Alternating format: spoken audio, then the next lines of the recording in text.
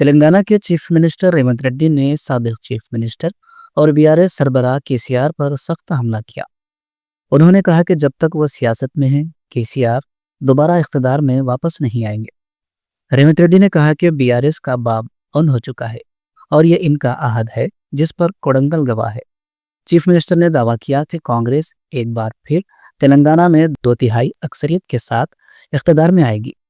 उन्होंने केसीआर की तवील अरसे तक अवामी जिंदगी से दूरी पर तंज करते हुए कहा कि महीनों तक फार्म हाउस में कैद रहने के बाद वो अब बेमाना धमकियां देने के लिए सामने आए हैं। रेवंत रेड्डी ने कहा कि अवाम और सरपंच खुद बीआरएस को सियासी तौर पर सबक सिखाएंगे। उन्होंने कायदे हज़ब इख्तिलाफ को चैलेंज किया कि प्रेस मीट के ड्रामे छोड़कर असेंबली में आकर हकीकी बहस का सामना करें। చంద్రశేఖర్ రావు గారు, తారక రామారావు గారు, హరీష్ రావు గారు, దయాకర్ రావు గారు, ఇట్లా చెప్పుకుంటూ పోతే వినోదరావు గారు, కుక్కట్పల్లి కృష్ణారావు గారు రాసి పెట్టుకో. 2029లో 2/3 మెజార్టీతోని ఈ రాష్ట్రంలో కాంగ్రెస్ ప్రభుత్వాన్ని ఏర్పాటు చేస్తా. ఇదే నా సవాల్. శాతనైతే కాసుకో బిడ్డ. నీ రాజకీయం ఏందో నేను చూస్తా. నేను రాజకీయం చేసినంత కాలం ఈ కల్వకుంట చూసేటోళ్ళు కాలకుంట విషం లాంటి కేసీఆర్ కుటుంబాన్ని అధికారులకు రానివ్వను. ఇదే నా శపథం.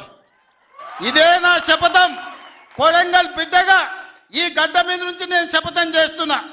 నేను రాజకీయాలలో ఉన్నంతసేపు రాబోయే ఎన్నికల్లో కేసీఆర్ కుటుంబానికి అధికారం అనేది కళ. బీఆర్ఎస్ పార్టీ, కేసీఆర్ చరిత్ర గతమే. మీ పార్టీకి మీకు భవిష్యత్తు లేదు. ఎవడైనా చర్చించుకుంటే పొద్దుపోనప్పుడు మాట్లాడుకోవడానికి పనికొచ్చే చరిత్రనే తప్ప భవిష్యత్తు తెలంగాణ రాష్ట్రానికి నీ తరఫున ఒరిగేది ఏమీ లేదు. బీఆర్ఎస్ కేసీఆర్ గతమే, తెలంగాణ భవిష్యత్తు కాంగ్రెస్. మీ గత చరిత్రతోని ఈడ ఒరిగేదేం లేదు. వెనకటికేవాడు అన్నాడంట, మా తాతలు నేతులు దాగినరు, మీరు వచ్చి మా మూతులు నాకండి అని.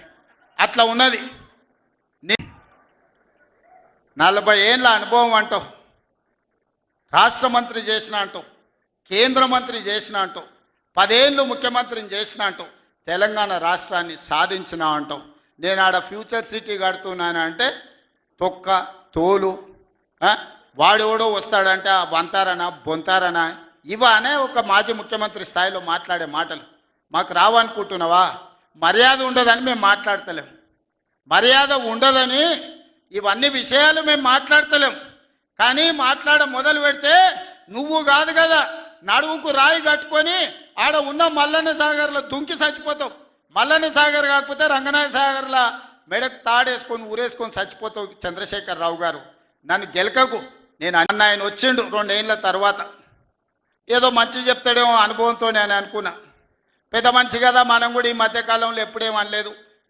ఏదైతే మీకు చెప్పినో అంతకంటే ముందు నా మీద 181 కేసులు పెట్టిండు.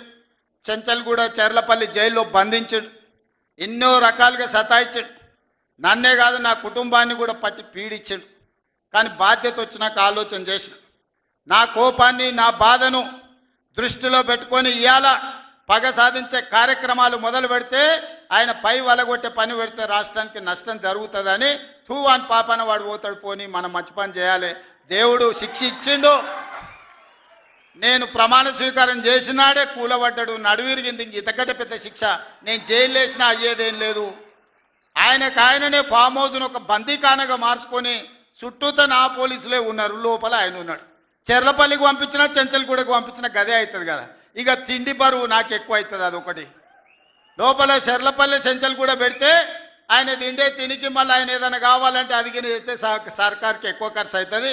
తిండి ఆయన సంపాదించేది ఇన్నా ఫామ్ హౌస్లే ఒక బందీఖానగా పెట్టుకొని చుట్టూతో మన పోలీసులే పహారా కాస్తున్నారు. ఇక ఆయన చేసిన పాపాలకు ఆయననే పోతాడని ఊరుకున్నా. ఎప్పుడన్నా ఏమన్నా అన్నానా?